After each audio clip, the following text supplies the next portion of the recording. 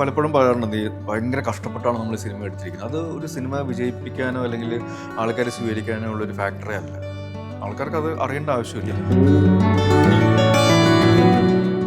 പല സ്ഥാനാർത്ഥികളൊക്കെ അതിന്റെ കരയണുണ്ടായിരുന്നു. അത് ശരിക്കും അപ്പൊ നമ്മൾ മുൻപതിയോടുകൂടിയായിരിക്കും ചില ഷോട്ടൊക്കെ വെച്ച് റെഡി ആയിട്ട് ഇങ്ങനെ ഇരിക്കുന്നു. സ്റ്റാർട്ട് ക്യാമറ ആക്ഷൻ എന്ന് പറയുന്നതിന് തൊട്ട് മുമ്പ് ലാലേട്ടനോട് ചോദിക്കുക, മോനെ എൻ്റെ ഇടത്തേക്കാലാണോ വലത്തേക്കാലാണോ? ബാലുവിനൊക്കെ വിളിച്ചു സംഭവം കൊള്ളാൻ കേട്ടോ, പരിപാടി കൊള്ളാൻ കേട്ടോ. നമ്മൾ ഉദ്ദേശിച്ച പോലെ അല്ല. നമ്മളിപ്പോ സമപ്രായക്കാരാണ്. പണ്ട് ചാക്കോച്ചന്റെ കൂടെ പൂത്തായിരുന്നു, ഇപ്പൊ നമ്മൾ സമപ്രായക്കാര്. അങ്ങനെ പണ്ട് ചേട്ടാന്നൊക്കെ സിനിമയില് മറ്റേ മോനെന്നൊക്കെ എന്നെ വിളിക്കുമ്പോ ഈ കൊച്ചാണ് എഴുതുന്നത്, പടം എഴുതുന്ന ആ കൊച്ചാ വേറെയാണ്. അപ്പൊ ഞാൻ ചോദിച്ചു നായി ആരാന്ന് ചുമ്മാ ചോദിച്ചു. അപ്പൊ ഈ ചെറുക്കനെ കാണിച്ചിരുന്നത് നമ്മളെ പോലെ ഫസ്റ്റ് സീൻ കൂട്ടിമുട്ടുന്ന സീനാണ്. ആരുടെ കുഴപ്പമെന്നാണ് പറഞ്ഞത്. അത് നടന്നിട്ടുണ്ടോന്ന് ഒരു ദുരൂഹത ഉണ്ടോന്ന് എനിക്ക് അറിയില്ല. ഈ പോസ്റ്റർ നമ്മൾ വായിക്കണില്ല. ഞാനത് അങ്ങനെ ശ്രദ്ധിച്ചില്ല, ക്ഷമിക്കാനോ. ഞാൻ അങ്ങനെ എനിക്കിത് പറഞ്ഞുകൊണ്ട് വല്ലതും ഇങ്ങനെ പ്രൊഡ്യൂസർ ഞാൻ ക്ഷമിച്ചല്ലോ, നിങ്ങൾക്ക് ക്ഷമിച്ചുകൂടെ? ആക്ഷൻ പറയുന്നവിടെ തീരും, പറയുന്നവരെ പിന്നെ നരകമുണ്ട്. ഞാൻ അതിലേക്കാ വന്നത്. അവിടെ ഒരു മിനിറ്റ് ഒരു മണിക്കൂറൊക്കെ മാറും. അവിടെ അവിടെ ഞാൻ അതിനകത്ത് ഒരു ഗൃഹപാഠം പഠിച്ച് വേറൊരു റൂട്ടിലേക്ക് കൊണ്ടുവന്ന് കുറെ ചിന്തിച്ചിരുന്ന കഥാപാത്രം ഒന്നും ചെയ്തില്ല. തമ്പുരാനാണ്. ആ സുഖം കിട്ടിയില്ല അല്ലെ. കോഡുകൾ വരുന്നു പോകുന്നു, ടേക്ക് 28 അത് വലിയ സംഭവം അല്ലെന്ന് നമ്മുടെ വീട്ടിലൊക്കെ എങ്ങനെയാ. പക്ഷെ ഞാൻ പറയാറുണ്ട് ഈ ഉത്തരം എങ്ങനെയാന്ന് പറയാം. അത് വെറൈറ്റിയാ. അങ്ങനല്ലേ.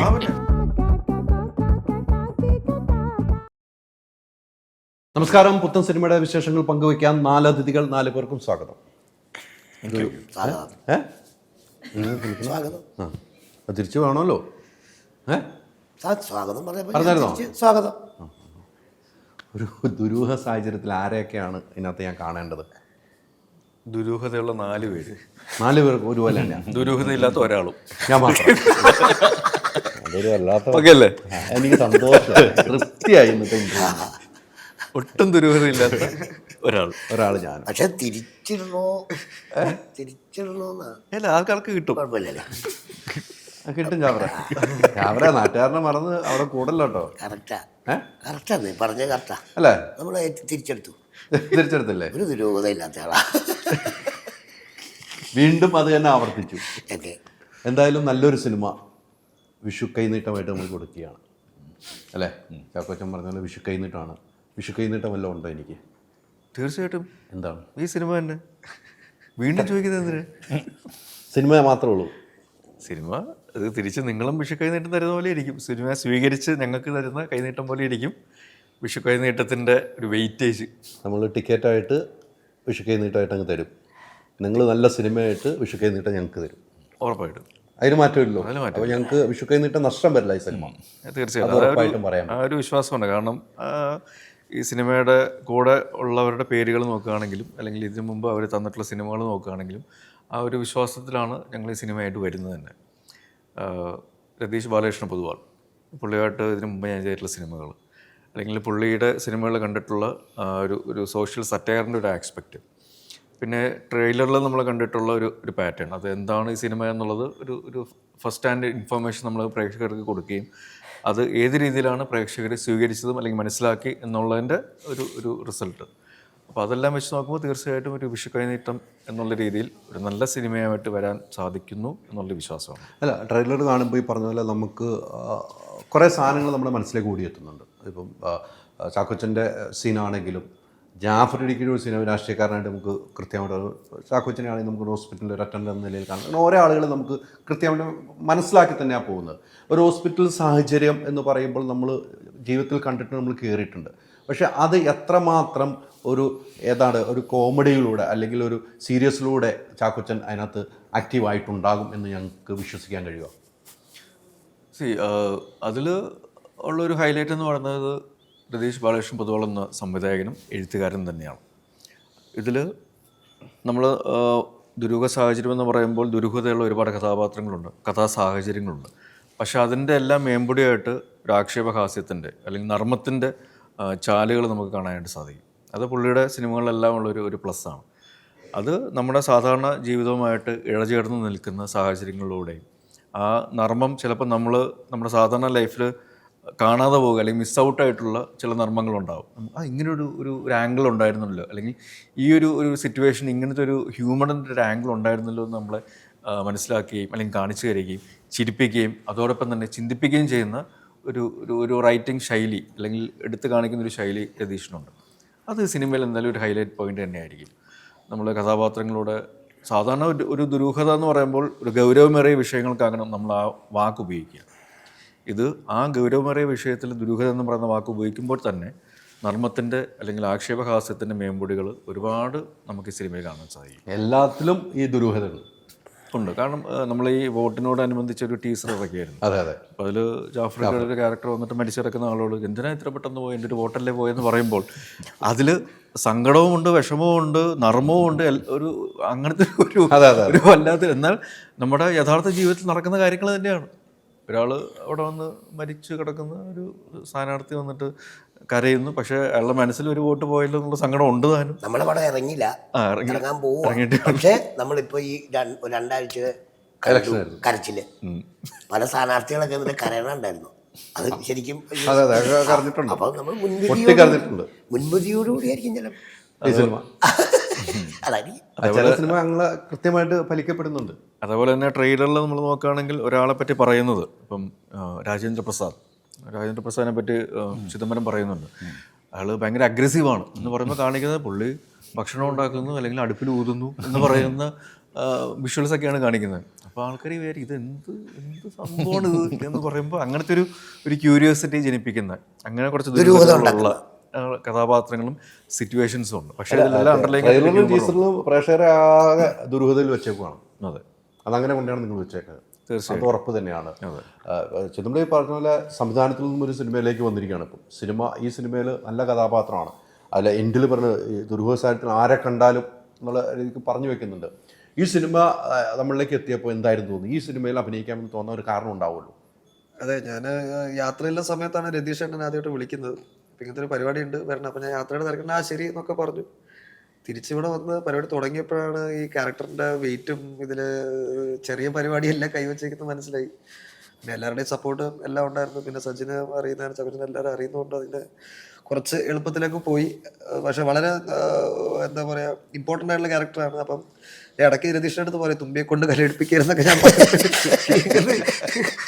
കുറേ നീളമുള്ള ഡയലോഗും. പക്ഷെ ഐ സർവൈവ്ഡ്. പക്ഷെ നല്ല സിനിമയാണിത്. ഒരു ഭയങ്കര ചിന്തിപ്പിക്കുകയും ചിരിപ്പിക്കുകയും ചെയ്യുന്ന സിനിമയാണ്. സോഷ്യൽ സറ്റയറാണ്. എല്ലാവരും ഭയങ്കര ചാക്കോച്ചൻ്റെ ഗെറ്റപ്പ് തന്നെ ഒരു പ്രത്യേകതര ഗെറ്റപ്പാണ് നമുക്ക്. പക്ഷെ ഭയങ്കര റിലേറ്റബിൾ ആയിട്ടുള്ള നമ്മളുടെ ഇടയിൽ കണ്ടിട്ടുള്ളൊരു ചേട്ടനെ പോലത്തെ അങ്ങനത്തെ ഒരു ക്യാരക്ടറും കൂടെയാണ്. എല്ലാവർക്കും വിഷുവിൽ നല്ലൊരു ഫാമിലി എന്റർടൈനർ തന്നെ ആയിരിക്കും സിനിമ. ചാക്കോച്ചൻ്റെ അഭിനയമൊക്കെ കണ്ടു വന്ന ഒരാളാണ് അല്ലേ? തുടക്കം കാലത്ത് ചാക്കോച്ചന്റെ പ്രായം ഇപ്പോഴും കുറവാണെങ്കിലും കണ്ടു വന്നതാണ് നമ്മളിപ്പോ സമപ്രായക്കാരാണ്. പണ്ട് ചാക്കോച്ചന്റെ കൂടെ മൂത്തായിരുന്നു, ഇപ്പൊ നമ്മൾ സമപ്രായക്കാര്. അങ്ങനെ പണ്ട് ചേട്ടാന്നൊക്കെ സിനിമയില് മറ്റേ മോനെ അയ്യോ ഞാൻ കട്ട് കഴിഞ്ഞോണ്ട് സോറി പറയാം. അങ്ങോട്ട് ഭയങ്കര കാലത്തിന്റെ ഒരു പോക്ക്. ഈ കൊച്ചു കാലത്തിൽ എന്തൊക്കെയാ സംഭവിക്കുന്നത്? അല്ല, ഞാൻ പറഞ്ഞത് അങ്ങനെ കണ്ടുവന്ന ഒരാളുടെ കൂടെ അഭിനയിക്കാൻ സ്ക്രീൻ ഷെയർ ചെയ്യുമ്പോൾ നമുക്കുണ്ടാകുന്ന ഒരു സന്തോഷം വലുതായിരിക്കും. എത്ര സിനിമകൾ കണ്ടാണ് ആ ഒരു സന്തോഷം എത്രമാത്രം എൻജോയ് ചെയ്തിട്ടാണ് ലൊക്കേഷനിലെ ഫ്രീ സമയത്ത്? അത് നമ്മള് എന്താ പറയാ ഭയങ്കര കാം ആൻഡ് ക്വയറ്റ് ആയിട്ടുള്ള ഒരു ലൊക്കേഷൻ ആയിരുന്നു. വയനാട് തിരുനെല്ലി, നല്ല ഫോറസ്റ്റ് ഏരിയ, നല്ല കാറ്റ്, നല്ല വെളിച്ചം, മൃഗങ്ങള്, ഏറുമാടം, നല്ല ഉച്ചയ്ക്ക് നല്ല ഉറങ്ങാനൊക്കെ പറ്റിയ സ്ഥലം. അങ്ങനെ ഞാൻ ആദ്യമായിട്ടാണ് ആസ് എ ഡയറക്ടർ ഞാൻ അത്രയും റിലാക്സ്ഡ് ആയിട്ടൊരു ലൊക്കേഷനിൽ ആദ്യമായിട്ട്. അല്ലെങ്കിൽ രാവിലെ തൊട്ട് ടെൻഷനല്ലേ, 6 മണി കുളിക്കുമ്പോൾ തന്നെ കോള് വരും, അവ ഇടിച്ചോ ഇവ ഇറങ്ങിയോ എന്നൊക്കെ ചോദിച്ചു. പിന്നെ അവിടെ എത്തി ഇത് എങ്ങനെ ഉണ്ടാക്കും, അങ്ങനെ ഫുൾ ഹൈ സ്ട്രെസ് ആണ് എനിക്ക് ലൊക്കേഷൻ എന്ന് പറയുമ്പോൾ. ആദ്യമായിട്ട് ലൊക്കേഷൻ ഇപ്പോൾ ഞാൻ ഇരിക്കുന്നു, ബ്രേക്ക്ഫാസ്റ്റ് ആരും പിടിക്കുന്നില്ല, കുറച്ച് ഫ്രീ ടൈം ഉണ്ട്, ഞാൻ ഇരിക്കുന്നു. അപ്പം എനിക്ക് ആദ്യമായിട്ടാണ് അങ്ങനത്തെ ഒരു അത് ഇഷ്ടപ്പെട്ടു. ഞാൻ എനിക്ക് ഫ്രണ്ട് ബാലുവിനൊക്കെ വിളിച്ചു സംഭവം കൊള്ളാൻ കേട്ടോ പരിപാടി. പരിപാടി കൊള്ളാം കേട്ടോ, നമ്മൾ ഉദ്ദേശിച്ച പോലെ അല്ല എന്ന് പറഞ്ഞിട്ട് അങ്ങനെ എനിക്ക് ഭയങ്കര റിലാക്സ് ആയിരുന്നു. അപ്പൊ അങ്ങനെ ആദ്യമായിട്ടാണ് ഞാനൊരു സെറ്റിൽ അങ്ങനെ എൻജോയ് ചെയ്തത്. അപ്പം തീർച്ചയായും വളരെ ഗുഡ് മെമ്മറീസ് ആയിരുന്നു. ആ സുഖം പിടിച്ച് കുഴപ്പമില്ല. അവർ ഇടയ്ക്ക് എനിക്കൊരു ആക്സൈറ്റി വരും, ഇതൊന്നും നടക്കുന്നില്ലല്ലോ എന്ന് പറഞ്ഞാൽ അങ്ങനെ, കാരണം നമ്മളെ യൂസ് ടു അതാണല്ലോ, അപ്പം അതും മിസ് ചെയ്യാറുണ്ട്. നല്ലൊരു ഡയറക്ടർ സിനിമയിൽ നിന്ന് മാറിയിട്ട് ഒരു അഭിനേതാവ് കയറി വരും എന്നുള്ള ചിന്ത അതാണ് ഉദ്ദേശിച്ചത്. അതെ അതെ അതെ അല്ലേ? അതെ അതെ. ഇല്ല, രണ്ടും കൂടി കൈകാര്യം ചെയ്യുന്ന പരിപാടിയാണ്. എല്ലാം കൈകാര്യം ചെയ്യുന്ന ആൾക്കാരുണ്ടല്ലോ, പഴയ ആൾക്കാരെ പോസ്റ്റ് ഒട്ടിക്കൽ വരെ എന്നൊക്കെ നമ്മൾ പറയാറുണ്ട്. എല്ലാം ഉണ്ട്, എല്ലാം പിടിച്ചോളൂ. പിന്നെ എല്ലാം ഉള്ള ആളാണ്. ഇഷ്ടം പോലെ കയ്യില് സംഭവമുണ്ട്. അത് പുറത്തേക്ക് ഇട്ടാ പുറത്ത് എടുത്തു. വലിയ പ്രശ്നമൊന്നും അല്ലായിരുന്നു. ഇല്ല, ഈ പടത്തിൽ എടുത്തിട്ടുണ്ട്, പുറത്തേക്ക് എടുത്തിട്ടുണ്ട്. അതാണ് ചാക്കോച്ച ഈ പടത്തില് ഗംഭീരമായ ഒരു കഥാപാത്രമാണ് കൊടുത്തിരിക്കുന്നത്. എടുത്തില്ലേ എടുപ്പിക്കും. അത് യാതൊരു സംശയമില്ല. കാരണം ചിതു നന്നായിട്ട് ചെയ്തിട്ടുണ്ട് എന്നുള്ളതാണ് അതിൻ്റെ ഏറ്റവും വലിയ കയ്യിൽ. നമ്മൾ ഇച്ചിരി പമ്മി എടുക്കാൻ പറ്റാതെ ഒരുപാട് എടുപ്പിക്കുന്ന ആളല്ലേ രതീഷ് രാമകൃഷ്ണ ഭഗവാൻ. ഒരു വിട്ടുവീഴ്ചയില്ല. അല്ല,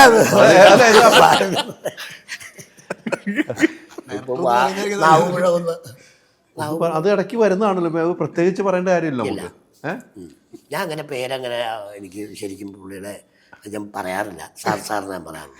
ഇപ്പൊ കണ്ടു രാമകൃഷ്ണ പുതുവളന്നായി പോയി, അത് കുഴപ്പമില്ല, രജീഷുണ്ടല്ലോ. അതുണ്ട്, തുടക്കത്തിൽ അതുണ്ട്. ഞാൻ പറയാം, ഓരോ സിനിമയിൽ നിന്നും പല സിനിമയിലേക്ക് ഇങ്ങനെ യാത്ര ചെയ്യുന്ന ഒരാളാണ്. ഈ സിനിമയിൽ ഇപ്പോൾ കുറേ ദിവസം ലൊക്കേഷനിൽ പോകേണ്ട വന്നു, കുറേ ദിവസങ്ങൾ ജാഫറൊക്കെ അവിടെ തന്നെ, ഞാൻ വിളിക്കുമ്പോഴൊക്കെ അവിടെ തന്നെയാണ്, ആ സിനിമയിൽ തന്നെയാണത്. അത്രയും ദിവസങ്ങൾ ചിലവഴിച്ച് എടുത്ത സിനിമയ്ക്ക് ജാഫറിനെ സംബന്ധിച്ചിടത്തോളം മറ്റു സിനിമയിലേക്ക് പോകാതെ എല്ലാവർക്കും അങ്ങനെ ഉണ്ട്. പക്ഷേ ജാഫറിന് ഈ സിനിമയിൽ അത്രമാത്രം പ്രിയമുണ്ട്, ഒരു ഇഷ്ടം തോന്നിയിട്ടുണ്ട്. ചാക്കോച്ചൻ്റെ പ്രൊഡക്ഷനും കൂടെയാണ്. ആ പ്രൊഡ്യൂസർ എന്ന നിലയിലുള്ള ചാക്കോച്ചനെ ഒരു ആക്ടർ എന്ന നിലയിലുള്ള ചാക്കോച്ചനെ രണ്ടായിട്ട് എങ്ങനെ കാണുന്നു? ഞാൻ സത്യമായിട്ട് ഇപ്പോൾ അറിയോ ഇത് സത്യമായിട്ട് അലി ഇപ്പോ ഇദ്ദേഹം പ്രൊഡ്യൂസ് ചെയ്യുന്നുണ്ടെന്ന് ഞാൻ ഇപ്പോഴറിഞ്ഞു. സത്യമായിട്ട് ഞാൻ അറിയില്ല. ഞാൻ ഇദ്ദേഹം ഇതിനകത്ത് ഭാഗമാക്കണമെന്ന് എനിക്കറിയില്ല, അഭിനയിക്കല്ല എന്നാ ഓർത്തെ. അത് തന്നെയല്ല, ഈ ഫസ്റ്റ് ദിവസം ഞാൻ ഒരു ഇങ്ങനെ നമ്മുടെ ലൊക്കേഷനിൽ പുലിശല്യമൊക്കെ ഉണ്ട്, ഒരു കാരവാൻ കൊണ്ടിട്ടിട്ട് ആ പയ്യൻ സെലിബ്രിറ്റിക്ക് കൊടുക്കും പോലെ ഹോട്ട് കാരനൊക്കെ അവൻ ആഹാരം കൊണ്ട് വണ്ടിക്കകത്ത് കൊടുക്കൊണ്ട് ഇത് തോന്നുന്നു. അതിന് വെച്ച് കഴിഞ്ഞാൽ ഇവൻ കൊണ്ട് വണ്ടി ആദ്യം ഇട്ട ദിവസം അവിടെ കണ്ട് ഇവനൊരു പുലി കണ്ടു, ഒരു വാല് കണ്ടു, നോക്കി കഴിയപ്പം പോയി. ആരും വിശ്വസിച്ചില്ല. പിന്നെ ഇവന് ഈ 2.5 മാസം വണ്ടിയിൽ നിന്ന് ഇറങ്ങിയിട്ടില്ല. ആ കക്ഷി ഇറങ്ങിയിട്ടില്ല നോക്കിയാൽ എല്ലാവർക്കും അറിയാമല്ലോ. ആ പയ്യൻ പേടിച്ചു പോയി. പക്ഷെ ആ പരിസരത്തുണ്ടാകുന്ന ഒച്ചപ്പാടും മുളകൊക്കെ കേട്ടു. അപ്പോൾ അവിടെ ഒരു കിടങ്ങ് പോലെ ഉണ്ട്, അതിൻ്റെ അക്കരെ ഞാനിരിക്കുമ്പം ഇദ്ദേഹം അഭിനയിക്കാനായിട്ട് ഇതിലൂടെങ്ങ് പോയി. എനിക്ക് മനസ്സിലായില്ല, സത്യമായിട്ട് ഞാൻ ഒന്നും പറയില്ല, എനിക്ക് മനസ്സിലായില്ല. ഞാൻ അങ്ങ് പോയി. എൻ്റെ കൂടെ വന്നവർ പറഞ്ഞ് നോക്കിയപ്പോൾ എന്തോ മറിച്ചിട്ടുണ്ടല്ലോ, പല്ലൊക്കെ എന്തോക്കെ അടിച്ച് ഇവിടെ ചുണ്ടത്. അപ്പോൾ ഞാൻ അങ്ങനെ കണ്ടിട്ടില്ല. അങ്ങനെ അതുകൊണ്ട് ഞാൻ ഒത്തിരി അപ്പോൾ ഇദ്ദേഹം എൻ്റെ അടുത്തേക്ക് ഓടി ഇങ്ങനെ വന്നിട്ട് പറഞ്ഞു അതാന്ന് പറഞ്ഞ് തട്ടിമുട്ടി അങ്ങ് പോയി. പിന്നെ ഒരു രസമുള്ളൊരു പരിപാടിയായിട്ട് അങ്ങ് പോയി. ഒന്നാമത് നമുക്ക് സ്വാതന്ത്ര്യം കിട്ടുമ്പോഴാണല്ലോ, എന്തിനും ഒരു സ്വാതന്ത്ര്യം ഉള്ളപ്പോഴാണല്ലോ നമുക്കത് പ്രകടമാക്കാൻ പറ്റുള്ളൂ. ഇപ്പം ആരെങ്കിലും മസലായിട്ട് കാണുവാണെങ്കിൽ നമുക്ക് ബുദ്ധിമുട്ടാകും. ഇപ്പോൾ ഡയറക്ടറാണെങ്കിലും ശരി, കൂടെ അഭിനയിക്കുന്നവരാണെങ്കിലും ശരി, അല്ലെങ്കിൽ അവിടെ ആഹാരം തരുന്നവരൊന്നും മുട കാണിച്ചാൽ മതി, നമുക്ക് മൂഡ് ഓഫ് ആവില്ലേ. ഞങ്ങളുടെ രസകരമായിട്ട് അങ്ങ് പോയാണ്. എനിക്ക് ഭയങ്കരമായിട്ട് ഹാപ്പിയായിട്ട് ചെയ്യാൻ പറ്റിയൊരു പടമാണ്. ഇത്രയും എന്നോട് ചോദിച്ചു, ഇനി പറയാമ്പോൾ പിന്നെ പറയാം, ഓരോരുത്തരോട് ചോദിക്കാമല്ലേ. പ്രൊഡ്യൂസറാണെന്ന് ഇപ്പോഴല്ലേ മനസ്സിലായി? ഇപ്പം സത്യം ലിസ്റ്റിനും ചാക്കോച്ചനും കൂടെയാണ് അത്. ഞാൻ അദ്ദേഹം സ്റ്റീഫൻ സാറാണെന്നാണ് ഓർത്തെ. ഇപ്പം ഇങ്ങനെ പറഞ്ഞു കഴിഞ്ഞപ്പോഴത്തേക്കും ഞാൻ സത്യം പറഞ്ഞു ഇപ്പം അറിയാതെ. എന്നാൽ ഇപ്പോഴെങ്കിലും അറിഞ്ഞല്ലോ. അല്ല, ഇപ്പം ഈ കഴിഞ്ഞ ദിവസം വേറൊരു സംഭവം പറഞ്ഞല്ലോ. ഞാൻ ചെയ്തിട്ട് ലാൽ സാറിൻ്റെ മോളുടെ തുടക്കം എന്ന് പറയുന്ന സിനിമ ചെയ്തപ്പോഴത്തേന് എനിക്ക് അറിയില്ല ആ കുട്ടിയാ നായിക. അപ്പം അവിടെ ചെന്ന് കേട്ട് ഞാൻ ഒരു മേക്കപ്പിൻ്റെ പയ്യനെ വിളിച്ചിട്ട് ചോദിച്ചു, മോനെ ഇതിനകത്ത് നായിക അറിഞ്ഞ. എൻ്റെ ധാരണ മൊത്തം ഇരിക്കുന്നത് എന്നെ വിളിക്കുമ്പോൾ ഈ കൊച്ചാണ് എഴുതുന്നത്, ഈ പടം എഴുതുന്ന ആ കൊച്ചാ വേറെയാണ്. അപ്പം ഞാൻ ചോദിച്ചു നായിക ആരാന്ന് ചുമ്മാ ചോദിച്ചു. അപ്പോൾ ഈ ചെറുക്കനെ കാണിച്ചത് ലാൽ സാറിൻ്റെ മോള്. അപ്പോഴാണ് ഞാൻ അറിയുന്നത്. അത് ആരോ എടുത്തിട്ട് അത് ഇച്ചിരി ആരും ഇങ്ങനെ ചിരിച്ചുകൊണ്ട് നടന്നു. അവർ ഇതിപ്പോൾ അറിയുന്നത് ആയുള്ളൂ സംഭവം. ഒത്തിരി തിരക്കാരില്ലാന്നാണ് അതിൻ്റെ സംഭവം. ഞാൻ ഒത്തിരി അവിടെ ചെന്നിട്ട് പോസ്റ്റ് ഓർഡർ ചെയ്യേണ്ട ആവശ്യമില്ല. നമ്മൾ പണിയെടുക്കുന്ന പൈസ മേടിക്കുന്ന ആഹാരം കഴിക്കുന്നു പോയി. അല്ല, സത്യമുള്ള കാര്യം പറയാം. നമ്മൾ ഒത്തിരി കയറി ചിന്തിക്കുന്നില്ല. അതാ ഇനി അപ്പുറത്തൊക്കെ പോകും. നമ്മളെ കാര്യങ്ങൾ തീർത്തിട്ട് നമ്മളും കൂടെ വരുന്നു അല്ലേ? നമ്മൾ പിന്നെ ഭാരിച്ച കേസൊക്കെ തിരക്കണതിന്. അതല്ല, ഈ സിനിമയിലെ ഞാൻ ഒന്ന് അന്വേഷിച്ചപ്പോൾ കിട്ടിയാണ് താങ്കൾ അവിടെ ഷൂട്ടിങ് വരുമ്പോൾ താങ്കളെ കഥാപാത്രത്തിന് വേണ്ടി കാലൊന്ന് ഒടിക്കണമെന്ന് ഓർത്താണ് ഇരിക്കുന്നത്. പക്ഷെ ഒറിജിനലായിട്ടൊരു ആക്സിഡന്റ് പറ്റിയത്. അപ്പൊ അത് ഇവർക്ക് എളുപ്പമായി എന്നൊക്കെയാണ് ഞാൻ അറിഞ്ഞത്. സത്യമാണ്, ഇവർക്ക് എളുപ്പമായിരിക്കും, പക്ഷെ എനിക്ക് എളുപ്പമല്ല. കാരണം വെച്ച് കഴിഞ്ഞാൽ ഇതില് എന്റെ ക്യാരക്ടറിന്റെ പേര് രാജേന്ദ്ര പ്രസാദ് എന്നാണ്. ഈ ക്യാരക്ടറിന്റെ ഒരു പോയിന്റിൽ കാല് ഇഞ്ചുറി ആവും. പിന്നെ അങ്ങനെ ത്രൂ ഔട്ട് പടം തീരുന്ന വരെ എൻ്റെ വരെ ഈ കാല് ഇഞ്ചുറി ആയിട്ട് തന്നെയാണ് അയാളുടെ. ആ സോങ്ങിലൊക്കെ കാണാം, ട്രെയിലറിലൊക്കെ. മേക്കപ്പ് മെറ്റീരിയൽസ് ഒക്കെ ലാഭമായിരുന്നു. പ്രൊഡക്ഷന് കുറച്ച് ലാഭമായി, പിന്നെ എന്റെ അഭിനയം കുറച്ചും കൂടി എളുപ്പമായി. അപ്പൊ അങ്ങനെ ആ സീൻ ഷൂട്ട് ചെയ്യണ മുന്നേ റിയലായിട്ട് കാലത്ത് ഷൂട്ടിന്റെ ഇടയിൽ തന്നെ ജസ്റ്റ് ഒന്ന് മടങ്ങി ഹെയർ ലൈൻ ഫ്രാക്ചർ ഉണ്ടായിരുന്നു. പിന്നെ അതങ്ങോട്ട് വെച്ചിട്ട് ഷൂട്ട് ചെയ്ത് റിയലായിട്ട് കറക്റ്റ് സംഭവിച്ചു. അങ്ങനെ ഇച്ചിരി ബുദ്ധിമുട്ടുണ്ടായിരുന്നു. ഒരു 4 days ഒക്കെ റെസ്റ്റ് വന്നു. അത് കഴിഞ്ഞിട്ട് പിന്നെ ഓക്കെ ആയിരുന്നു. ഒരു 1 week ഒക്കെ എടുത്താൽ മതി എന്ന് പറഞ്ഞു. പിന്നെ അതൊക്കെ വെച്ചിട്ട് ഷൂട്ട് ചെയ്ത് തുടങ്ങി വെച്ചിട്ട് ടച്ച് പോകാൻ പറ്റും. ഫസ്റ്റ് ഡേ ജോയിൻ ചെയ്യേണ്ട ഫസ്റ്റ് ഡേ ആണ് സംഭവിച്ചത്. നമ്മളെ പോലെ ഫസ്റ്റ് സീൻ കൂട്ടിമുട്ടുന്ന സീനായിരുന്നു. കൂട്ടിമുട്ടി അത് ആരുടെ കുഴപ്പമെന്നാണ് ഇപ്പൊ ഉള്ളത്. അല്ലാടിച്ചാണ് നമ്മൾ തുടങ്ങിയത്. ഇത് പറഞ്ഞിട്ടില്ലേ ബെസ്റ്റ്. ഒരു ചതി നടന്നിട്ടുണ്ടോന്ന്, ഒരു ദുരൂഹത ഉണ്ടോന്ന് എനിക്ക് സംശയമുണ്ട്. അതിന് ദുരൂഹത ആ ഒരു ചതി എല്ലാവരും ഒന്ന് എട്ടൻകാലത്ത് വീഴ്ത്താൻ ഡൗട്ട് ഉണ്ട്. അതല്ല, ഡയറക്ടർ നമ്മുടെ ആ ഡയറക്ടറിന് ഒരു എളുപ്പം പ്രൊഡ്യൂസർമാർക്ക് എളുപ്പമായിട്ട് ഒന്ന് വീഴ്പ്പിച്ചാണെന്നും കൂടെ ദുരൂഹത സാഹചര്യം ഉണ്ടോ എന്ന് നമ്മൾ പരിശോധിക്കേണ്ടി വരും ഈ ഒരു സീനിൽ. എളുപ്പമായിരുന്നു. അല്ല, എളുപ്പമാകുന്നതിന്റെ വേറൊരു രസകരമായിട്ടുള്ള കാര്യം കൂടെ പറയും. പേട്ടിട്ട് ഷൂട്ടിംഗ് നടക്കുക. പേട്ടിട്ടിന് ഒരുപാട് ഷെഡ്യൂളുകൾ ഉണ്ടായിരുന്നു. അപ്പം അതിൽ ലാലേട്ടൻ്റെ ഒരു കാല് പ്രശ്നമുണ്ട്. അപ്പോൾ പുള്ളി സ്റ്റിക്കും കൊണ്ട് നടക്കുന്നത്. അപ്പോൾ കുറേ ഷെഡ്യൂൾ കഴിഞ്ഞ് അടുത്ത ഷെഡ്യൂൾ കുറച്ച് ദിവസങ്ങൾ കഴിഞ്ഞിട്ടാണ് വരുന്നത്. അപ്പോൾ ഷോട്ടൊക്കെ വെച്ച് റെഡി ആയിട്ട് ഇങ്ങനെ ഇരിക്കുന്നു. സ്റ്റാർട്ട് ക്യാമറ ആക്ഷൻ എന്ന് പറയുന്നതിന് തൊട്ട് മുമ്പ് ലാലേട്ടൻ എന്നോട് ചോദിക്കുക, മോനെ എൻ്റെ ഇടത്തേക്കാലാണോ വലത്തേക്കാലാണോ?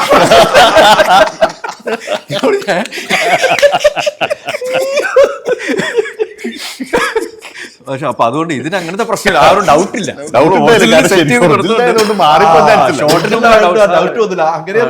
ചോദിക്കില്ല എന്റെ ഇടത്താണോ വലുതാണോ, ആ ഡൗട്ടേ ഇല്ല. സാധനമാട്ടോ ഇത് ഒറിജിനലായിട്ടുള്ള സംശയം. പിറ്റേന്ന് വന്നിട്ട് മേക്കപ്പാലാണെങ്കിലും സംശയം പറ്റില്ല. ഇത് മാറ്റി വെക്കേണ്ട കാര്യം വന്നില്ലോ. പക്ഷെ അത് നല്ല എക്സ്പീരിയൻസ് ആയിരുന്നു കേട്ടോ അല്ലേ? ആ വേദനയോട് കൂടി ഉറപ്പായിട്ടും അത് വെച്ചിട്ട് പിന്നെ ഓടും. പിന്നെ ഓട്ടം ചാട്ടം ഫൈറ്റ് എന്തൊക്കെ ചിദംബരം കറക്റ്റ് തന്നാന്ന് ഓട്ടം ചാട്ടത്തിനോട് എന്ത് സന്തോഷം. ഒരു ഡയറക്ടറിന്റെ ആവശ്യം വേറൊരു ഡയറക്ടറിന് മനസ്സിലാക്കാതിരിക്കും. അതിന്റെ സന്തോഷമാണ് കാണുന്ന മുഖത്ത് അല്ലേ? ആക്ടിങ്. പക്ഷെ നല്ല എക്സ്പീരിയൻസ് ആയിരുന്നല്ലോ. പക്ഷെ ഈ പറഞ്ഞ നമുക്ക് പക്ഷെ അതിനകത്ത് ക്യാമറയ്ക്ക് ആണെങ്കിൽ എക്സ്പ്രഷൻ മുഖത്തൊക്കെ ഒറിജിനലായിട്ട് കിട്ടുന്നുള്ള ഒറിജിനൽ വേദനയല്ലോ. അല്ലെ നമ്മൾ അഭിനയിക്കേണ്ട വന്നില്ലോ. അതും എളുപ്പമായില്ലേ? ഭയങ്കര നാച്ചുറൽ ആയിരുന്നു. അതാണ് ചാക്കോച്ചർക്ക് ഇത്ര ഹാപ്പി ആയിട്ട് തോന്നുന്നത്. ഓരോ കഥാപാത്രം ഒന്നിൽ നിന്ന് മേടിച്ചാൽ പറയുമ്പോൾ ഇത് വലിയൊരു മേച്ചതായിട്ട് വരുന്നത് ഒറിജിനൽ എക്സ്പ്രഷൻ കിട്ടുവാണല്ലോ വേദനയുടെ. ചാക്കോച്ചി നമ്മൾ ഓരോ സിനിമയിൽ നിന്നും എടുത്തത് ഇപ്പൊ നേരത്തെ ലാലേട്ടൻ്റെ ഉദാഹരണം പറഞ്ഞ പോലെ ചാക്കോച്ചൻ ഈ സിനിമയ്ക്ക് ഒരു പ്രൊഡ്യൂസർ ആകാൻ ഒരു തീരുമാനം എടുക്കാൻ കാരണം ഉണ്ടാവും. അത് ആ ഒരു തീരുമാനം എടുക്കാനുള്ള കാരണം എന്തായിരുന്നു? നമുക്ക് ഇഷ്ടപ്പെടുന്ന സിനിമകൾ ചെയ്യണം എന്നുള്ളൊരാഗ്രഹം എന്തായാലും ഉണ്ട്. ഇപ്പം ഇതിൽ ഉദയ എന്നൊരു ബാനറും കൂടെ ഉള്ളതുകൊണ്ട് അതിൻ്റെ ഒരു പ്രൊഡക്ഷനിലും ഭാഗമായിട്ട് ഞാൻ മാക്സിമം ശ്രമിക്കാറുണ്ട് എൻ്റെ സിനിമകൾ പ്രത്യേകിച്ചും. ഇപ്പം ഇതിനു മുമ്പ് നോക്കുകയാണെങ്കിൽ എന്നതാം കേസ് കൂടുതലുണ്ടായിരുന്നു, അറിയിപ്പ് എന്നുള്ള സിനിമയിലുണ്ടായിരുന്നു. ഇപ്പോൾ ദുരൂഹ സാഹചര്യം അല്ലെങ്കിൽ അതിനു മുമ്പ് ബൊഗൈൻ വില്ല, ഇതിലൊക്കെ കോ പ്രൊഡക്ഷനിൽ ഉണ്ടായിരുന്നു. അപ്പോൾ അത് നല്ല സിനിമകളാണ് എന്നുള്ളൊരു ബോധ്യത്തിൻ്റെ പുറത്തും അല്ലെങ്കിൽ ഒരു കഥാപാത്രമാണെങ്കിൽ പോലും ഇതുവരെ ചെയ്യാത്ത കൈൻഡ് ഓഫ് ഒരു കഥാപാത്രങ്ങൾ വരുവാണെങ്കിലും ആ ഒരു എക്സൈറ്റ്മെൻറ്റിൻ്റെ പുറത്തുമാണ് ആ സിനിമയുടെ ഭാഗമാകാനായിട്ട് ശ്രമിക്കുന്നത്. എല്ലാ അർത്ഥത്തിലും ഒരു അഭിനേതാവ് എന്നുള്ള നിലയിൽ മാത്രമല്ലാതെ ആണെങ്കിൽ കൂടി. അപ്പോൾ ദുരൂഹ സാഹചര്യത്തിലേക്ക് വരുമ്പോൾ രതീഷുമായിട്ട് ഇതിനു മുമ്പ് ചെയ്ത സിനിമകൾ അല്ലെങ്കിൽ ഈ സിനിമയുടെ തന്നെ കഥയുടെ ഒരു പശ്ചാത്തലം, ഇതിൻ്റെ ഒരു ടീം, ഇതെല്ലാം എന്നെ ഭയങ്കരമായിട്ട് എക്സൈറ്റ് ചെയ്യിച്ചതാണ്. അപ്പോൾ അതുകൊണ്ട് തന്നെയാണ് ഇതിൻ്റെ പ്രൊഡക്ഷനിൽ ഒരു ഭാഗമാകാനായിട്ട് തീരുമാനിക്കുകയും അതിൻ്റെ ഭാഗമാകുകയും ചെയ്തത്. അത് ലിസ്റ്റിനുമായിട്ട് ആദ്യമായിട്ട് ലിസ്റ്റിൻ്റെ സിനിമാ ജീവിതത്തിൻ്റെ തുടക്കം മുതൽ ഞാനുണ്ട് ഒരു അഭിനേതാവ് എന്നുള്ള നിലയിൽ. ഇപ്പോൾ ഇതിൽ ഒരു ആക്ടർ എന്നുള്ള രീതിയിലും ഒരു കോ പ്രൊഡ്യൂസർ എന്നുള്ള രീതിയിലും ലിസ്റ്റിനും മാജിക് ഫ്രെയിംസുമായിട്ട് ഉദയ പിക്ചേഴ്സ് ജോയിൻ ചെയ്യുന്ന ആദ്യത്തെ സിനിമയാണ്. ഈ പ്രൊഡക്ഷൻ്റെ ഭാഗമ്പോൾ അഭിനയിക്കുമ്പോൾ ഇപ്പോൾ ലിസ്റ്റിൻ്റെ ടീമുകൾ തന്നെയാണ് അവിടെ എല്ലാവരും ഉള്ളതെന്ന്. പക്ഷേ എങ്കിലും എന്തെങ്കിലും ഒരു കാര്യങ്ങളിലേക്ക് ഇടപെടേണ്ടതായിട്ട് വന്നിട്ടുണ്ടോ? പ്രൊഡക്ഷൻ്റെ കാര്യങ്ങൾ ഇല്ല. കാരണം അങ്ങനത്തെ ഒരു ഇടപെടൽ ഒഴിവാക്കാൻ വേണ്ടിയിട്ടാണ് ഇങ്ങനെയുള്ള ആൾക്കാരുടെ കൂടെ കോ പ്രൊഡക്ഷനിൽ ഞാൻ ചേരുന്നത്. ഇപ്പം എന്നാത്ത കേസ് കൂടെ ആണെങ്കിൽ സന്തോഷ് ചേട്ടനുണ്ടായിരുന്നു, അറിയിപ്പിലാണെങ്കിൽ ഷെബിൻ ബക്കറും മഹേഷ് ഉണ്ടായിരുന്നു, ബൊഗൻവില്ലയിൽ അമലിൻ്റെ പ്രൊഡക്ഷൻ ടീമും ഉണ്ടായിരുന്നു. ദുരൂഹത്തിലേക്ക് വരുമ്പോൾ തീർച്ചയായിട്ടും ലിസ്റ്റിൻ്റെ ഒരു മാജിക് ഫ്രെയിംസും ടീമും ആ കൂട്ടത്തിലുണ്ടായിരുന്നു. പിന്നെ എനിക്ക് തോന്നുന്നു ലിസ്റ്റിൻ പൂജ സമയത്ത് മാത്രമേ വന്നിട്ടുള്ളൂ, അല്ലാതെ ലൊക്കേഷനിലേക്ക് വന്നിട്ടേ ഇല്ല. പക്ഷേ എല്ലാ കാര്യങ്ങളും വളരെ കൃത്യമായിട്ട് കറക്റ്റായിട്ട് പോകുന്നുണ്ടായിരുന്നു. എൻ്റെ EP അഖിൽ ആണ് കാര്യങ്ങളൊക്കെ നോക്കിക്കൊണ്ടിരുന്നത്. സോ ആ ഒരു സിസ്റ്റം എന്തായാലും കറക്റ്റായിട്ട് വർക്ക് ചെയ്യുന്നുണ്ടായിരുന്നു. അതുകൊണ്ട് അല്ല, അവിടെ വെച്ച് ഇങ്ങനെ ആ ഇടപെടലുണ്ടായിരുന്നെങ്കിൽ ഞാൻ അറിഞ്ഞാനല്ലോ. അതിൽ അങ്ങനെയൊന്നും ഇല്ലല്ലോ. എന്റെ പൊന്നെ, നമ്മള് ക്ലിയർ ചെയ്തുകൊണ്ടേ. പിന്നെ അതായത് പ്രൊഡ്യൂസർമാർ ആരും ലൊക്കേഷനിലില്ല. ഇല്ല, ഞാൻ പ്രൊഡ്യൂസർ എന്ന രീതിയിലല്ല ഉള്ളത്. ലിസ്റ്റിലാണെങ്കിൽ അവിടെ ഇല്ലതാനും. ഞാൻ ഓർത്തോണ്ടിരുന്ന അഖിൽ ഇതിനകത്ത് ഒത്തിരി കാശ് മുടക്കാണെന്ന് ഞാൻ ഓർത്തോണ്ടിരുന്നത്. അഖിൽ ചുമ്മാ നടന്നാണ് തമാശല്ല. ഞാൻ അഖില് ലക്ഷ്മി സാറിന്റെ കൂടെയുള്ള കോ പ്രൊഡ്യൂസർ എന്നൊക്കെ ഞാൻ അവിടെ അറിഞ്ഞേ ഇങ്ങനെ കാര്യം ഞാൻ അറിയില്ല. അതായത് ക്ലിയർ ചെയ്ത് വിട്ടാട്ടോ. അല്ലെങ്കിൽ അതായത് എന്നും പറയും ആരെങ്കിലും വിളിച്ച് സംസാരിക്കുമ്പോൾ എൻ്റെ കൂടെ ഉള്ള രണ്ടുപേരുണ്ട്, അവരെങ്കിലും പറയൂല. അതെങ്ങനെ അവന്മാരും പറഞ്ഞില്ല, അവന്മാരെല്ലാം പൊട്ടന്മാരാണ്.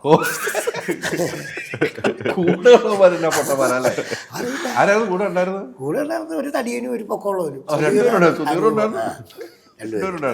3 പേരുണ്ടായിരുന്നു. വായിച്ചു. അല്ല, അത് ഞാനത് അങ്ങനെ സ്ഥിരീകരിച്ചില്ലേ. ഞാനത് ശ്രദ്ധിച്ചിട്ടില്ല. അതാ ഇപ്പൊ കണ്ടില്ലേ ചൂണ്ടിക്കാണിച്ചാൽ ഇത് എഴുതി വെച്ചേക്കണ കാണാൻ പാടുള്ളത്. ഈ പോസ്റ്റർ നമ്മൾ വായിക്കണില്ല. ഞാനത് അങ്ങനെ ശ്രദ്ധിച്ചില്ല. ക്ഷമിക്കന്നോട്. ഞാൻ അങ്ങനെ എനിക്കിത് പറഞ്ഞുകൊണ്ട് വല്ലതും കിട്ടുമോ? ഇങ്ങനെ പ്രൊഡ്യൂസർ ഞാൻ ക്ഷമിച്ചല്ലോ, നിങ്ങൾക്ക് ക്ഷമിച്ചുകൂടെ? എനിക്കൊരു പറയുമ്പോൾ ഒരു അഭിമാനം പറയാൻ പാടില്ല. അതായത് സ്റ്റീഫൻ്റെയും കുഞ്ചാക്കോടെ കമ്പനിയിലെ പടമാണ് അത് പറയണേ എനിക്കൊരു പറ്റില്ല. ഞാൻ ഈ മാജിക് ഫ്രെയിം അത്ര ഉള്ളൂ. ഈ സെക്കൻഡ് തൊട്ട് ഇനി അങ്ങനെ പറയാവുള്ളൂ. അല്ല, അതൊരു എല്ലാ പടത്തിലും ഇനി പുള്ളിയുള്ളൂ. ഇപ്പൊ ഈ പടത്തിന്റെ ഈ പടം ഇനിയേ പോവുള്ളൂ. ഇനി ഞാൻ പറഞ്ഞു കഴിഞ്ഞാൽ ആൾക്കാരെ തല്ലിക്കൊണ്ടില്ലേ. എനിക്ക് ഇപ്പോഴും അറിയാൻ പാടില്ലെന്ന് പറഞ്ഞാൽ ഇപ്പോഴും ഇനി അറിയാൻ പാടില്ലെന്ന് പറഞ്ഞാൽ ചൂണ്ടി വരെ കാണിച്ചതല്ല. ആഴ്ചകൾ കൊടുത്ത് അയക്കില്ല, ഇംഗ്ലീഷാ. അതാണുള്ള പ്രശ്നമുള്ളൂ. അതിനകത്തൊരു കാര്യമില്ല. ചെന്നുകൂടെ ഒരു ഡയറക്ടർ എന്ന നിലയിൽ ഇപ്പം നമ്മൾ നേരത്തെ പറഞ്ഞു വെച്ചൊരു കാര്യമാണ്. ഈ അഭിനയിക്കാൻ വരുമ്പോൾ രാവിലെ ഡയറക്ഷൻ ആകുമ്പോൾ രാവിലെ കുളിക്കാൻ പോകുന്ന ഫോണ് ഇവരിറങ്ങിയോ ക്യാമറ എത്തിയോ ലേറ്റോ ഒക്കെ ആണെന്ന് വിളിച്ചോ. പക്ഷേ അഭിനയിക്കാൻ പോകുമ്പോൾ ഒന്നും അറിയണം. നമ്മൾ കറക്റ്റ് സമയത്ത് പോകുന്നു, നമ്മൾ അഭിനയിച്ചിട്ട് വരുന്നു. അതും രണ്ട് രീതിയാണ്. ഇപ്പം ജോണി ചേട്ടൻ്റെ അടുത്ത് നമ്മൾ പല പ്രാവശ്യം ജോണി ചേട്ടൻ എങ്ങനെയാണ് അഭിനയ ഡയറക്ഷൻ ചെയ്യുന്നത്, ജോണി ചേട്ടൻ പറയും ഇത്രയും സുഖമുള്ള പരിപാടി വേറൊന്നുമില്ല, കാശ് എല്ലാം ഒക്കെയാണ്. ആരും വഴക്കുണ്ടാക്കേണ്ട, തെറിയാക്കേണ്ട, നമ്മൾ ചെയ്യുക, നമ്മൾ പോവുക, ഭക്ഷണം കഴിക്കുക, കിടക്കുക, രാവിലെ വണ്ടൂർ കയറിപ്പോൾ ഇതിന് കൂടുതൽ വേറെ സുഖമില്ല എന്ന് പറയണം. അത് ഞങ്ങൾ മാറ്റി കൊടുത്തിട്ടുണ്ട്. അത് വ്യക്തമായിട്ട് അതിലേക്കാ വന്നത്.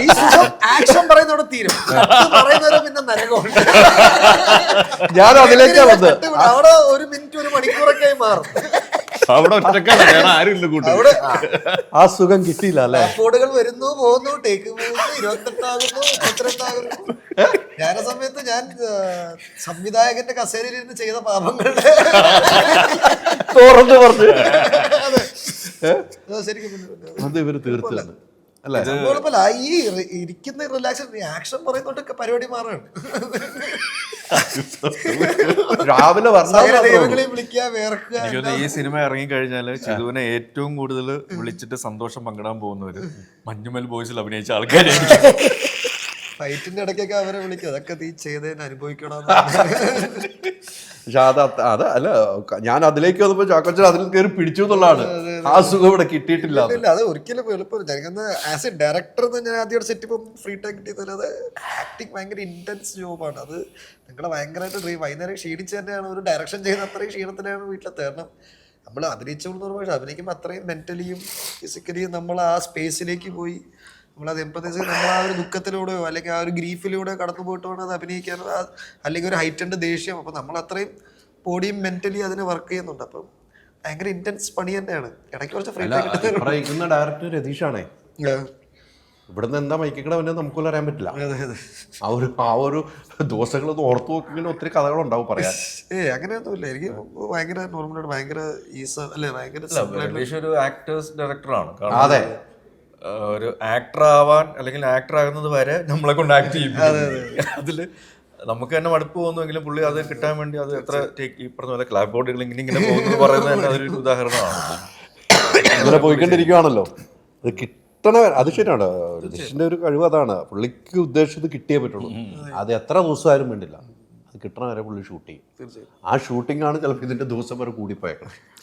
ശരിക്കും എന്നാത്താൻ കേസ് കൊടുക്കുന്ന സിനിമ നോക്കുകയാണെങ്കിൽ അതിൽ ഞാനും ഗായത്രിയും അല്ലാതെ വേറെ കുറച്ച് പേരേ ഉള്ളൂ പ്രോമിനൻ്റ് ആയിട്ടുള്ള ആൾക്കാർ. പക്ഷെ ബാക്കിയെല്ലാം പുതിയ ആൾക്കാരാണ്. പക്ഷെ അവരെ ആരും പുതിയ ആൾക്കാരാണ് എന്ന് തോന്നാത്ത രീതിയിലാണ് അവരെ അവതരിപ്പിച്ചത്.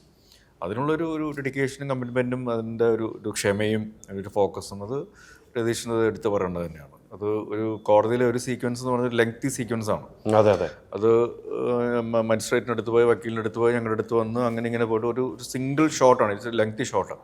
പക്ഷെ ആ ഒരു ഷോട്ടിന് വേണ്ടി തന്നെ ഒരു ഫുൾ ഡേ നമ്മൾ അതിന് വേണ്ടി മാറ്റിവെച്ചു. അവർ ഓരോ പ്രാവശ്യം തെറ്റിക്കുമ്പോഴും അല്ലെങ്കിൽ എന്തെങ്കിലും ഇഷ്യൂസ് മാറുമ്പോഴും അത് നമുക്ക് കട്ട് ചെയ്തെടുക്കാം, അത് കുഴപ്പമില്ല എന്നുള്ള രീതിയിൽ പോകാതെ ക്ഷമിച്ച് ഇവരെ കൊണ്ട് വീണ്ടും കറക്റ്റ് ചെയ്യിച്ച് അങ്ങനെ അത് അങ്ങനത്തെ ഒരു പെർസിസ്റ്റൻസും പെർസിവിയറൻസും പുള്ളിക്ക്. അല്ല അത് സിനിമയിലുണ്ടാവും, അതുകൊണ്ടാണ് സിനിമയിൽ കിട്ടുവാണല്ലോ നമുക്ക്.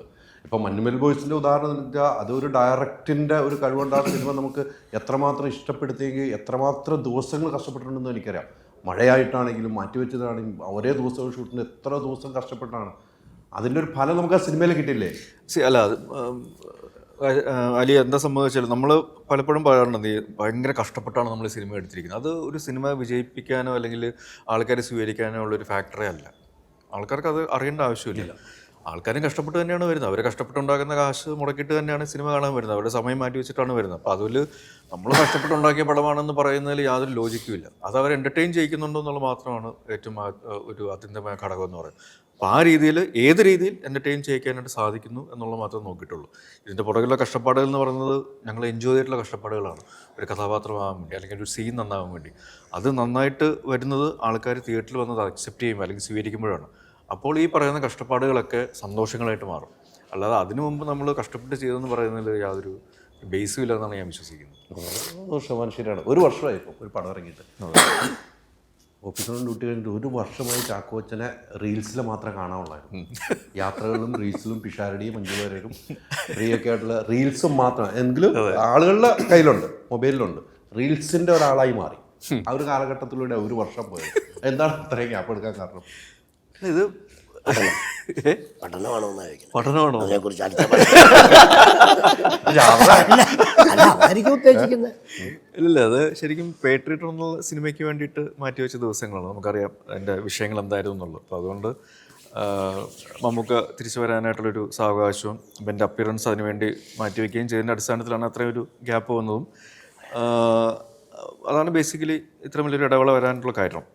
പിന്നെ അടുത്തൊരു ഷൂട്ട് തുടങ്ങുമ്പോൾ വേറൊരു അപ്പിയറൻസിൽ വരണമെന്നുള്ള നിർബന്ധമുള്ളതായിരുന്നുകൊണ്ടും ഇപ്പോൾ തുടങ്ങിയത് കിരൺ ദാസ് ഡയറക്ടറിൻ്റെ ഷാഹി കപൂറിൻ്റെ സ്ക്രിപ്റ്റിൽ വരുന്നൊരു സിനിമയാണ്. അതിലാണ് ഇപ്പോൾ അഭിനയിച്ച് കഴിഞ്ഞത്, ജസ്റ്റ് കണ്ടായിരുന്നു പറഞ്ഞിരുന്നു.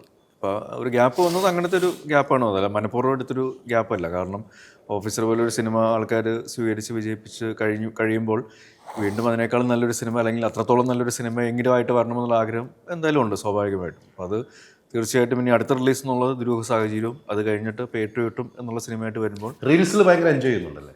ഞാനോ? റീൽസ് ഞാനങ്ങനെ കണ്ടമാനം ഫോൺ തുറന്ന മക്കളുമായിട്ടുള്ളതുണ്ട്, പിഷാരുടെ ആയിട്ടുള്ളതുണ്ട്, വൈഫുമായിട്ടുള്ളതുണ്ട്, മഞ്ജു ചേച്ചി ആയിട്ടുള്ളതുണ്ട്, കുറേ. ഈ പറയുന്ന കേട്ടതൊന്നും ഞാൻ ഡെയിലി ഓരോന്ന് ഇടുന്നു. അങ്ങനെയൊന്നും ഇല്ല. അങ്ങനെയാണ് മൊബൈൽ തുറന്നുണ്ട് എപ്പോഴും. ഇന്നലെ തുറന്നപ്പോൾ അത് നിങ്ങളെപ്പോഴും കാണുന്നതുകൊണ്ടാണ്. നിങ്ങളുടെ അൽഗോരിതം ഇൻസ്റ്റയ്ക്ക് അറിയാം, അല്ലെങ്കിൽ റീൽസിന് അറിയാം. റീൽസ് കാണുന്ന കുറയ്ക്കണം തോന്നുന്നു. അല്ല, എൻജോയ് ചെയ്യുന്നുണ്ട് തീർച്ചയായിട്ടും. അത് ആൾക്കാർക്ക് ഇഷ്ടപ്പെടുന്നതുകൊണ്ടാണ് അങ്ങനെ റീലുകൾ കിടന്ന് കളിക്കുന്നത്. അത്രേ ഉള്ളൂ, അത്ര മാത്രമേ ഉള്ളൂ.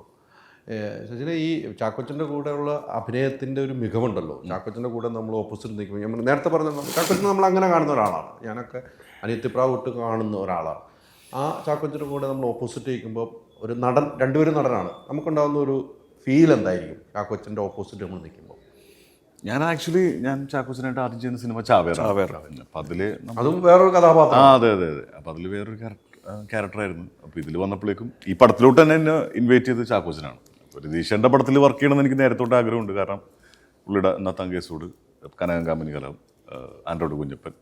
അപ്പോൾ ഇതൊക്കെ കണ്ടപ്പോൾ തൊട്ട് എന്തെങ്കിലും രതീഷേനായിട്ടൊന്ന് കൊളാബ് ചെയ്യണം. അപ്പോൾ ഒരു ബക്കറ്റ് ലിസ്റ്റിലുള്ള ഡയറക്ടറായിരുന്നു. അപ്പോൾ അങ്ങനെ സമയത്താണ് ചാക്കോച്ചൻ വിളിക്കുന്നത്, വരുന്നു. അടിപൊളിയായിരുന്നു, നല്ല ഇതായിരുന്നു. ഇതിൽ മെയിൻ ചാക്കോച്ചനെ ഡാൻസ് പഠിപ്പിക്കുന്നുണ്ട്, സീനുണ്ട്. ആ പാട്ട് ഉണ്ടായിരുന്നു. കണ്ടുകൊണ്ട് അതെല്ലാം മഞ്ജുവായിട്ട് ചെയ്തിട്ടുണ്ട്. മഞ്ജുവായിട്ട് റീലിട്ടുള്ളൂ സിനിമ ഡാൻസ് ക്ഷണിച്ചിട്ടുണ്ട്. മഞ്ജുവായിട്ടാണ് ചെയ്തതെന്നുള്ളതാണ് അതിനകത്ത്. അതും അങ്ങനെ തന്നെയാണ് ചെയ്തത്. ആ ഒരു സീനുകളൊക്കെ മാത്രമുള്ള ഒരു ബുദ്ധിമുട്ടായിട്ട് തോന്നുന്നു. ഡാൻസ് പഠിപ്പിക്കാൻ ഞാൻ പഠിപ്പിക്കുന്നു. അത് നേരത്തെ പറഞ്ഞിരുന്നെങ്കിൽ ഷൂട്ടിന്റെ ഇടയിലാണ് പറയുന്നത് ഇങ്ങനൊരു സംഭവം ഉണ്ട്. അതും ഈ കാലിന്റെ വേദന എങ്ങനെയാണ് ഡാൻസ് അങ്ങനെ കാലം അപ്പോഴത്തേക്കും കാല് കുറച്ച് ശരിയായിരുന്നു. ഗ്രാജുവലി ആ ക്യാരക്ടറിന്റെ ആ സമയത്ത് കാല് കുറച്ച് ഓക്കെ ആവും. എന്റെയും ഏകദേശം ഓക്കെ ആയിരുന്നു. ഓക്കെ, പിന്നെ അതുകൊണ്ടാണ് അങ്ങനെ ഡാൻസ് ചെയ്തത്. അങ്ങനെ ഡാൻസ് അങ്ങനെ ആക്കിയത് അതാണ് അല്ലേ? ഡാൻസ് അങ്ങനെയല്ല. ആക്ച്വലി ആ സമയത്ത് ക്യാരക്ടറിന്റെ ഒരു ആർക്ക് വെച്ചിട്ട് ഇഞ്ചുറി കുറവാണ്. പിന്നെ എനിക്കും ശരിക്കും ആ സമയത്ത് ഷൂട്ട് ചെയ്ത് നമ്മൾ ലാസ്റ്റൊക്കെ ആയപ്പോഴേക്കും ഷൂട്ട് ഒരു 75% 80% ആയപ്പോഴാണ് സോങ് ഒക്കെ ഷൂട്ട് ചെയ്യുന്നത്. പിന്നെ ആക്ച്വലി ഞങ്ങൾ ഷാവേർ ചെയ്ത കാരണം കൊണ്ട് എനിക്ക് ഷാക്കോച്ചനായിട്ട് നേരത്തെ ആ ഒരു ബന്ധമുള്ള കാരണം കൊണ്ട് നമുക്ക് നേരത്തെ ഒന്നും വേറെ പ്രശ്നമൊന്നും ഉണ്ടായില്ല. ഞങ്ങൾ ഭയങ്കര ഫ്രണ്ട്സായിരുന്നു. ജാഫർക്കായിട്ട് ഓൾറെഡി ചുരുളി ചെയ്തിട്ടുണ്ടായിരുന്നു. ചിദംബരമായിട്ട് ഞങ്ങൾ ഡയറക്ടർ ആക്ടർ ജാനേമ്മൻ അഭിനയിക്കുന്ന ഒരുമിച്ചായിരുന്നു. അല്ല എല്ലാവരുമായിട്ട് അല്ല ഈ കൂട്ടുകെട്ടിൽ എല്ലാവരുമായിട്ട് പടങ്ങൾ ചെയ്തും പോയേക്കണവരാണ്. അല്ലെന്നേ ഇത് നടക്കിരിക്കുന്ന ആൾ ആദ്യമായിട്ടല്ലേ അഭിനയിച്ചെന്നല്ല ഡയറക്ഷൻ ചെയ്തിട്ടുണ്ട്. ആ ഡയറക്ഷൻ അഭിനയത്തില് പുള്ളി ഫസ്റ്റ് അല്ലേ? ജാനമല്ലി അഭിനയിക്കേണ്ട ആളായിരുന്നു. അത് എനിക്ക് വേറൊരു സിനിമ വന്ന് കയറിയോണ്ട് അത് എല്ലാ ഭാഗ്യവും അങ്ങനെ ആയിപ്പോയി. അപ്പോൾ എനിക്കൊരു സന്തോഷം എന്ന് വെച്ചാൽ ലാൽ സാർ മിടുക്കാക്കി കളഞ്ഞില്ല, അടിപൊളിയാക്കി ചെയ്തില്ലേ. ഞങ്ങൾ റിഹേഴ്സലൊരു സംഭവം ഉണ്ടായിരുന്നു. ഹോട്ടലിൽ വന്ന് അഡ്വാൻസിങ്ങിന് വന്ന് എല്ലാം റെഡിയായി. ഒരു കട്ടളയുടെ ഇവിടെ വന്നിട്ട് ഞാൻ ഇപ്പറേ അപ്പറേ നിന്ന് ചുമ്മാ ഇങ്ങനെ ഇട്ട് കാണിച്ചു കൊടുത്തു. അപ്പറേ ഒരു സ്വഭാവം ഇപ്പറേ സ്വഭാവം അത് മുറുകുന്നു, പടം മുറുകുന്നു ചെയ്തു, എല്ലാം സെറ്റ് ചെയ്തു. അപ്പം എനിക്ക് ഞാൻ അഡ്വാൻസ് പഠിച്ചൊരു പടം ഇച്ചിരി മുമ്പോട്ട് കയറി വന്നു. സുല്ലു പറഞ്ഞു അല്ല ഇതല്ലേ രതീഷ് സാറിന്റെ പടം തന്നെ കലഹങ്കാമലി കലഹം. കൊറോണ ടൈമിൽ പക്ഷെ അത് ഏറ്റെടുത്തു. അത് അബാദ് പ്ലാസ കെട്ടിപ്പൊതിഞ്ഞൊക്കെ ഉണ്ടാക്കി. അപ്പം നമ്മളൊരു കാര്യം ചെയ്തു, നമ്മൾ ആരും ഉപദ്രവിക്കാനുള്ള അറിയിക്കുന്നത് കിട്ടും. അപ്പം പുള്ളി അദ്ദേഹത്തെ വെച്ചു പടം ആടെ പൊളിയാക്കി ലാൽ സാറ് കൈകാര്യം ചെയ്തു ഇല്ലേ. അപ്പൊ ആ ദുരൂഹതയൊക്കെ മാറ്റി അവരെല്ലാവരും അങ്ങനെ അവർ ഒന്നിക്കുകയാണ് സുഹൃത്തുക്കൾ. അവർ എല്ലാവരും ഒന്നിച്ചു ആ ഡയറക്ടറിന്റെ കൂടെ അഭിനയിക്കാൻ പറ്റും. അതെ അതെ അതെ നടനായി വരുന്നില്ല ഡയറക്ടർ അല്ലേ.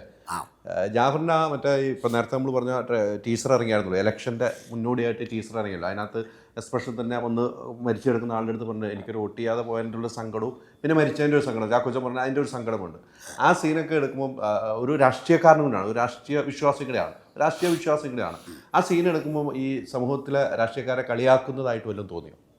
എനിക്ക് സത്യമുള്ള ഞാൻ പറയട്ടെ, എന്നോട് രതീഷ് സാറ് പറഞ്ഞു ഇന്ന ഓരോന്ന് കരഞ്ഞ് എങ്ങനെ 2 സ്വഭാവം കാണിച്ചേക്കാൻ പറഞ്ഞ് ചെയ്തോളൂ. ഞാൻ അതിനകത്ത് ഒരു ഗൃഹപാഠം പഠിച്ച് വേറൊരു റൂട്ടിലേക്ക് കൊണ്ടുവന്ന് കുറേ ചിന്തിച്ചിരുന്ന കഥാപാത്രം ഒന്നും ചെയ്തില്ല. തമ്പുരാനാണ് ഞാൻ അങ്ങേര് പറഞ്ഞൊരു സാധനം ചെയ്തുള്ളൂ. അത് കലഹങ്കാമനിയിലും പുള്ളി പറഞ്ഞ സാധനം ചെയ്തുള്ളൂ. അതിനകത്ത് എനിക്കൊരു സംഭവം ഉണ്ടായിരുന്നു. ഈ രാവിലെ 9:00 തൊട്ട് രാത്രി 11:30 വരെ ഒരാൾ കള്ളു കുടിച്ചു കഴിഞ്ഞാൽ 2 അടിച്ച് 3 അടിച്ച് 4 അടിച്ച് കഴിയുമ്പോൾ ഇതിൻ്റെ ബാലൻസ് ആവണം എന്തോരം പൂസ്. അപ്പം അതായിരുന്നു എൻ്റെ വിഷയം. അത് ഈ ജാനമനുമായിട്ട് കണക്ഷനാണ്. ഞാൻ അതൊന്ന് പറഞ്ഞ് ഒഴിവാകാൻ പോയി. എനിക്ക് അതിന് അഡ്വാൻസ് തന്നായിട്ട് അഡ്വാൻസ് തിരിച്ചു കൊടുക്കാൻ പോയി, ഇത് കയറി ഏക്കാൻ വേണ്ടിയിട്ട്.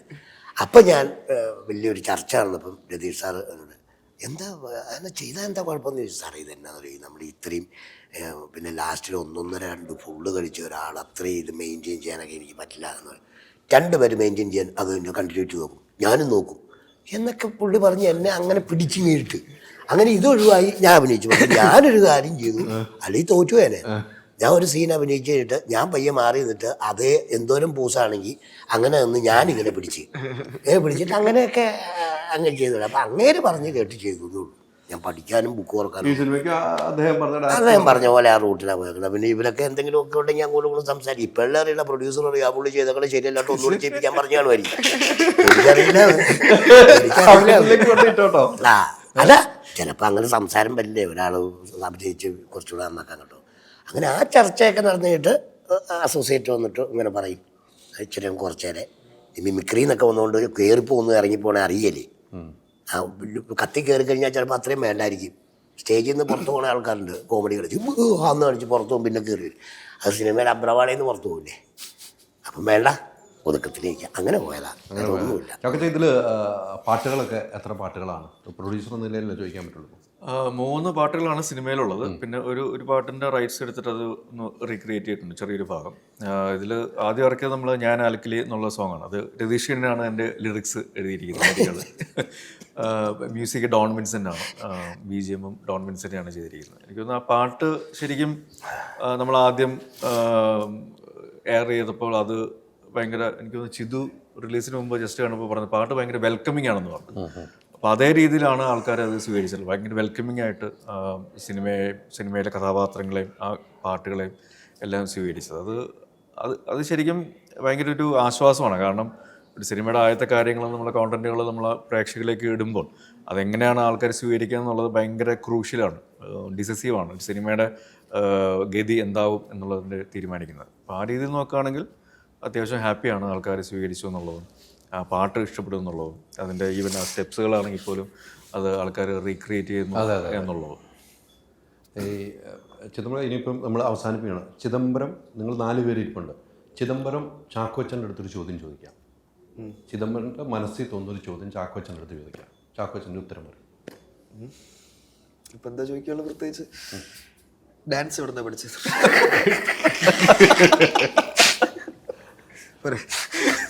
സത്യസന്ധമായിട്ട് ഉത്തരം പറയാം. അമൃതം ഗോപിനാഥ് എന്നുള്ള ടീച്ചറാണ് എന്നെ ഡാൻസ് പഠിപ്പിച്ചത്. ഞാൻ 5th സ്റ്റാൻഡേർഡ് പഠിക്കുമ്പോൾ ഭരതനാട്യം 1 വർഷം ക്ലാസിക്കൽ ഡാൻസ് അഭ്യസിച്ചു, അരങ്ങേറ്റം നിർത്തി. അല്ലേ? കൃത്യം ചോദ്യം, കൃത്യം ഉത്തരം. ഒരു ദുരൂഹതയുമില്ലാത്ത ചോദ്യം, ദുരൂഹതയില്ലാത്ത ഉത്തരം. ചാക്കോച്ചൻ ജാഫറിൻ്റെ അടുത്തൊരു ചോദ്യം ചോദിക്കാം. പൈസയാണ് 5 പൈസ ചോദ്യം ചോദിച്ചു. ഈ പടത്തിന്റെ പ്രൊഡ്യൂസേഴ്സ് ആരൊക്കെയാണ്? സിമ്പിളായി പോയി, സിമ്പിൾ ചോദ്യമായിപ്പോയി. ആ ചോദ്യം സ്വീകരിക്കില്ല നമ്മൾ. അടുത്ത ചോദ്യം, 2 പ്രാവശ്യം പറഞ്ഞത്.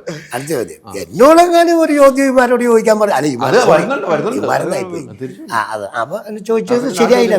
ഞാൻ ഒന്നും കൂടെ ചോദിക്കണം. ആ ചോദ്യം ചൂണ്ടി കാണിച്ചെന്നാ അത് പക്ഷേ ചോദിക്കാനുള്ളത്. പക്ഷെ എനിക്ക് പേഴ്സണലി തന്നാൽ മതി നിങ്ങളുടെ ആ ബീഫ് കറിയുടെ റെസിപ്പി. അടിപൊളി. എനിക്ക് സെപ്പറേറ്റ് ആയിട്ട് എനിക്ക് അയച്ചു തന്നാൽ മതി. അതുപോലെ ഓക്കെ, ഡൺ. അല്ലെങ്കിൽ നീണ്ടുപോകും. ബീഫ് കറി വെച്ച് കഴിച്ചിട്ട് കൊണ്ടുവരും. ഇല്ല അത് ഇങ്ങനെ ചോദിച്ചാലും ഞാൻ ബീഫ് കറി ഞാൻ വെച്ചല്ലോ ഇതിനകത്തോടെ ഒരു പെങ്കൊച്ചി ചോദിച്ചപ്പം. അത് ഇത് പോയി കിടക്കണല്ലേ, അത് ഇനി ഞാൻ വിളിച്ചു പറഞ്ഞുകൊണ്ടിരുന്നത് ശരിയാവില്ല. അപ്പം ഇതെങ്ങനെയാ? ഞാൻ ഒരു ദിവസം വീട്ടിലിരിക്കുമ്പം നമ്മുടെ പേര് പറയാല്ലേ, പേര് പറയുന്ന കുഴപ്പമില്ല, ഈ കറീനെ കുറിച്ചാ സിദ്ദിഖൊക്കെ വിളിച്ചല്ലേ. അപ്പം അങ്ങനെയൊന്നും വിളിയൊന്നുമില്ല. ഞാനും പുള്ളിയും കാണുമ്പോൾ സലാം പറയുമോ അങ്ങനെ ആക്കിയുള്ളൂ, അല്ലാതെ ഫോണിൽ വിളിയില്ല. ഞാൻ ഒരു ദിവസം ഇക്കാരനെ വിളിക്കുന്നത്, എവിടെയാണ് നീ? ഞാൻ പറയും വീട്ടിലാണ്. എടാ ഞാനും വൈഫും കൂടെ കുറച്ച് ബീഫ് മേടിച്ചു വെച്ചു, നീ അന്നത്തെ സാധനം ഉണ്ടാക്കി എങ്ങനെയാണെന്ന് പറഞ്ഞ് വായിച്ചു വെച്ച് കഴിക്കാമെന്ന് പറഞ്ഞ് ഞാൻ പറഞ്ഞു കൊടുത്തതോ അങ്ങനെ ഒരു സാധനം ചെയ്ത് കൊടുത്താൽ അതോ അല്ലെങ്കിൽ എനിക്കൊന്ന് പറഞ്ഞു കൊടുത്താൽ പോലെ. സിമ്പിൾ, അത് അറിയിച്ചു കൊടുത്താൽ. അത് വലിയ സംഭവം അല്ലെന്ന്. നമ്മുടെ വീട്ടിലൊക്കെ എങ്ങനെയാ, എൻ്റെ നാട്ടിൽ എല്ലാവരും കറി വയ്ക്കുന്ന രീതിയാണ് ഞാൻ പറഞ്ഞത്. പണ്ട് 1 കിലോ ഇറച്ചി മേടിച്ച് കഴിഞ്ഞാൽ അത്രേ ചെയ്യാറുള്ളൂ. അല്ല 25 സവോള വെട്ടിയരിഞ്ഞ് അതിന് മതിരിപ്പിക്കുന്ന പരിപാടി നമുക്കില്ല. എനിക്കറിയാൻ പാടില്ല, ഇത്രയേ ഉള്ളൂ. അത്രേ ഉള്ളൂ. അത് ഞാൻ പറഞ്ഞു കൊടുത്തോളാം. ചിദംബരത്തിൻ്റെ അടുത്ത് ചോദിക്കാം. അത് നമ്മളെന്നാണ് നീ ഒരുമിക്കുന്നത്, ഡയറക്ടർ ആക്ടർ എന്നുള്ള രീതിയിൽ. കൊല്ലം അല്ലെങ്കിൽ അടുത്ത കൊല്ലം, ഈ കൊല്ലം അല്ലെങ്കിൽ അടുത്ത കൊല്ലം. ഈ കൊല്ലം പകുതി ആവാറായല്ലോ. അപ്പൊ അടുത്ത കൊല്ലം ഉറപ്പ്. അല്ല തന്നെയല്ല, ഇപ്പൊ ഒരു പടം ചെയ്തുകൊണ്ട് പകുതി കഴിഞ്ഞില്ലേ? ഫുൾ കഴിഞ്ഞു. ഫുൾ കഴിഞ്ഞ എന്റെ പോസ്റ്റ് പ്രൊഡക്ഷൻ കാണും. അപ്പൊ കഴിഞ്ഞിട്ടുള്ള അടുത്ത കൊല്ലമുള്ളൂ. അമ്പാനും ഞാനും ഉറപ്പിച്ചു. അമ്പാനുണ്ട്, ഞാനും ക്ലിയർ ആയി. ഉണ്ടെങ്കിൽ ഞാനുണ്ടല്ലോ. പറഞ്ഞില്ലല്ലോ. ഞാൻ എപ്പോഴാ വരുന്നതെന്ന് പണ്ടൊരാളി ചോദിക്കില്ല. ഞാനെപ്പോ എത്തണം എന്ന് ചോദിച്ചൊരാള് മീശയും കുത്തുവാറുണ്ട്. അതുപോലെ ഞാൻ ചോദിച്ചാൽ പോലെ മനസ്സിലായാലും ആരെല്ലാവർക്കും മനസ്സിലായി. ചോദിക്കാം, ഇത്തവണ ഇലക്ഷൻ ആര് ചെയ്യും? ഇത്തവണ ഇലക്ഷൻ ആര് ചെയ്യും? കറക്റ്റായിട്ട് മെയ് 4-ാം തീയതി ഞാൻ പറയാം. ഒരു ചോദ്യം ഒരു ഉത്തരം.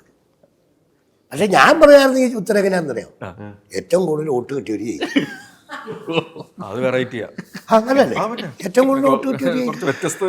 ഇപ്പം നമ്മുടെ പടം ഇറങ്ങി ഏറ്റവും കൂടുതൽ ആൾക്കാർ കയറി കണ്ടു കഴിയുമ്പോഴത്തേക്കും ഏത് പടമാണെങ്കിലും അങ്ങനെയല്ലേ, ആൾക്കാർ കയറി അങ്ങനെയല്ലേ. ഇതങ്ങനെ. അതുപോലെ തന്നെ ഉത്തരമുണ്ട് ദിലീഷ് പോത്തനിലേക്ക് എത്താനുള്ള ഒരു കാരണം കൂടെ അതും കൂടെ ദിലീഷ് പോത്തൻ ഇതിനകത്ത് ഒരു പ്രധാനപ്പെട്ട കഥാപാത്രമായിട്ട് വരുന്നുണ്ട്. ദിലീഷിനെ എനിക്ക് തോന്നിയിട്ടുള്ള കാര്യം ഈ സിനിമയെ സംബന്ധിച്ച് രസകരമായിട്ട് തോന്നിയിട്ടുള്ള ഈ ഒരു കാസ്റ്റിംഗ് പാറ്റേൺ ആണ്. ഇപ്പം സജിൻ്റെ ആണെങ്കിലും ചിതുവിൻ്റെ ആണെങ്കിലും എൻ്റെ ആണെങ്കിലും.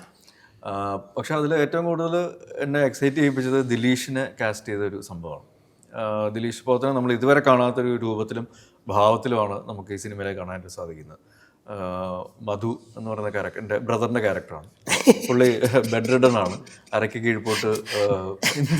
അല്ല അങ്ങനെ അന്നേരം കാണുമ്പോഴേ കണ്ണൊക്കെ ഇങ്ങനെ ഇരിക്കുമ്പോൾ കണ്ണിനും കാര്യങ്ങളൊക്കെ കുറച്ച് സാധനങ്ങൾ കൊണ്ടുവന്നിട്ടുണ്ട്. പക്ഷെ അതൊക്കെ ഞാൻ നേരത്തെ സൂചിപ്പിച്ച പോലെ ഇതൊന്നും ഒരു ഓടായിട്ട് നമുക്ക് തോന്നാറില്ല. അയ്യേ ഇത് മാറ്റത്തിന് വേണ്ടി അങ്ങനെ മാറ്റി വെച്ചു അല്ലെങ്കിൽ ചെയ്യിപ്പിച്ചു എന്നുള്ളത് തോന്നാതെ അത് ജീവിതത്തിൻ്റെ അല്ലെങ്കിൽ അയാളുടെ ശരീരത്തിൻ്റെ ഒരു ഭാഗമായിട്ട് തന്നെ നമുക്ക് ഫീൽ ചെയ്യുന്ന രീതിയിൽ. ഇപ്പം സജിൻ്റെ ആണെങ്കിൽ പോലും അപ്പിയറൻസുകളിൽ വ്യത്യാസം വരുത്തിയിട്ടുണ്ട്. പക്ഷേ നമുക്കത് എന്തോ ഒരു വ്യത്യസ്തത ഉണ്ട് എന്ന് തോന്നും. പക്ഷെ എന്താണെന്നുള്ളത് അങ്ങനെ പെട്ടെന്ന് തോന്നില്ല. കാരണം അത് അത്ര റിയലിസ്റ്റിക് ആയിട്ട് നാച്ചുറലായിട്ട് ചെയ്യുന്നതുകൊണ്ട്. ഇങ്ങനെയൊന്നും അല്ല. എൻ്റെ മുടിയൊക്കെ ചെത്തി അല്ല അരി കണ്ടില്ല, അരി കണ്ടതാ. വേറൊരു പാറ്റേണിലാണ് പുള്ളിയുള്ളത്. അപ്പം അങ്ങനെ ഈവൻ സുധീഷ് ആണെങ്കിൽ പോലും സുധീഷിനെ വേറൊരു രീതിയിലാണ് പ്രസൻറ്റ് ചെയ്തിരിക്കുന്നത്. അപ്പോൾ എല്ലാവരും അവരെ ഇതുവരെ കാണാത്ത രീതിയിൽ അല്ലെങ്കിൽ ഇങ്ങനെയൊക്കെ ആക്കാൻ പറ്റുമോ എന്ന് തോന്നിപ്പിക്കുന്ന രീതിയിലാണ് അവതരിപ്പിച്ചിരിക്കുന്നത്. അപ്പം അത് ഞാൻ പറഞ്ഞില്ലേ അപ്പിയറൻസിൻ്റെ കാര്യങ്ങളാണെങ്കിലും ഇവരെ കൊണ്ട് ചെയ്യിപ്പിക്കുന്ന രീതികളിലാണെങ്കിലും എനിക്കൊന്ന് ഇപ്പം എൻ്റെ ആണെങ്കിലും സജിൻ്റെ ആണെങ്കിലും ദിലീഷിൻ്റെ ആണെങ്കിലും ഞങ്ങളുടെ 3 പേരുടെയും സിനിമാ ജീവിതത്തിലെ ഏറ്റവും ഇൻറ്റൻസ് ആയിട്ടുള്ള ക്യാരക്ടേഴ്സുകളിൽ ഒന്നായിരിക്കും അല്ലെങ്കിൽ ഞങ്ങൾ ചെയ്തിരിക്കുന്ന കഥാപാത്രങ്ങൾ. അതിൽ യാതൊരു സംശയമില്ല. അപ്പോൾ വിഷു ഗംഭീരമായിട്ട് ആഘോഷിക്കാൻ ഈ സിനിമ നമ്മൾ പ്രേക്ഷകർക്ക് കൊടുക്കുന്നു. ഒരു പ്രേക്ഷകരുടെ മുമ്പിലേക്ക് ആ വിഷു ആശംസകളോടുകൂടി ഈ സിനിമയിലേക്ക് ഒന്ന് ക്ഷണിക്കാം ചാക്കോച്ചനെയാണ്. തീർച്ചയായിട്ടും വിഷു കൈനീട്ടമായിട്ട് ഒരു ദുരൂഹ സാഹചര്യം എന്ന സിനിമയായിട്ട് ഞങ്ങൾ വരികയാണ്. ദുരൂഹതകൾ ഏതുമില്ലാതെ നിങ്ങൾ ഈ സിനിമ സ്വീകരിക്കുക. തിരിച്ച് വിഷു കൈനീട്ടം ഞങ്ങൾക്കും തന്ന് ഞങ്ങളെ സന്തോഷിപ്പിക്കുക. എല്ലാവർക്കും വിഷുവിൻ്റെ എല്ലാവിധ ആശംസകളും നേരുന്നു ഫ്രം ഒരു ദുരൂഹ സാഹചര്യം ടീം. Thank you. ഞാനും ഈ ഇന്നു മുതൽ ഞാൻ എടുക്കുന്ന ഇൻ്റർവ്യൂ കേരളത്തിലൊട്ടാകെ ACB ചാനലും കൂടെ ആദ്യ എപ്പിസോഡ് ഇതായിരിക്കും ACB ചാനലിൽ പോകുന്നത്. അങ്ങനെ അഗ്രിമെന്റ് ചെയ്തിട്ടുണ്ട്. അതിന് കൺഗ്രാജുലേഷൻ അല്ലേ പറയണ്ടേ? അതെ. ACBയിൽ ഇത് വിഷുവിൻ്റെ തലേദിവസം റിലേ ചെയ്യുന്നുണ്ട്. ഇന്നാണ് നമ്മൾ ACBക്ക് നമ്മൾ ഇന്നു മുതൽ ഞാൻ എടുക്കുന്ന എല്ലാ ഇൻ്റർവ്യൂ ACB ചാനലിലൂടെ വരുന്നുണ്ട്. അപ്പോൾ ACB ചാനലിലുള്ള എല്ലാ പ്രേക്ഷകർക്കും ഞങ്ങളുടെയും വിഷു ആശംസകൾ നേരുന്നു. ദുരൂഹ സാഹചര്യം നിങ്ങളിലേക്ക് വരികയാണ്, സ്വീകരിക്കുക. Thank you. ഒത്തിരി സന്തോഷം. Thank you.